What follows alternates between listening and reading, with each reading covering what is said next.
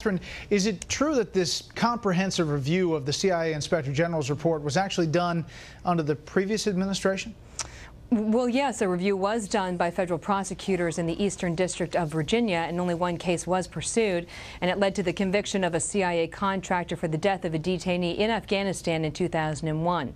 As one official familiar with that review told me, the facts today aren't any different than they were a year ago, but the administration has changed. Brad.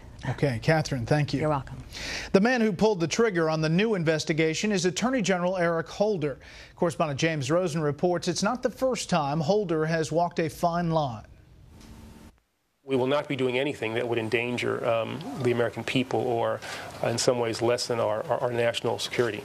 But with his announcement Monday that the Justice Department is investigating whether CIA officers should be prosecuted for their harsh interrogations of al-Qaeda terrorists overseas, Attorney General Eric Holder has drawn criticism that he may indeed be disrupting American counterterrorism efforts. Congressman Pete Hoekstra is the ranking Republican on the House Intelligence Committee. We need a CIA that's focused on keeping American troops safe and winning this war, not worried about what politicians and a Justice Department in Washington, D.C. may do to them for doing their job. I made mistakes. At his confirmation hearings, Holder admitted having courted controversy in the past, most notably as Deputy Attorney General in the last days of the Clinton administration, when Holder helped lawyers for fugitive financier Mark Rich fast-track their petition for a pardon issued by President Clinton after Rich donated significant sums to the Clinton Library. But I take this obligation free. Since taking the reins at Justice, Holder has won plaudits as an exceptional lawyer and able manager. He has, for example, reinvigorated the department's Civil Rights Division, even as he raised eyebrows with some bluntly stated views on race relations.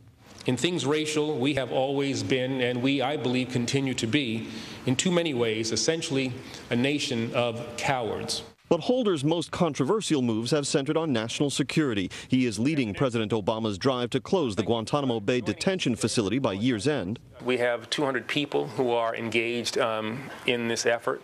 And he has declassified documents many intelligence veterans think should have remained secret. Now comes Holder's decision on CIA prosecutions, effectively reversing decisions reached by career prosecutors at Justice in the past. What Attorney General Holder has done, she basically said that I'm not satisfied, but they did their job well.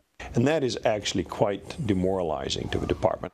But for the man that Holder has specially appointed to lead the CIA probe, Assistant U.S. Attorney John Durham, this will be familiar terrain. Durham served the last Attorney General in a special investigation of the destruction of CIA videotapes of detainee interrogations.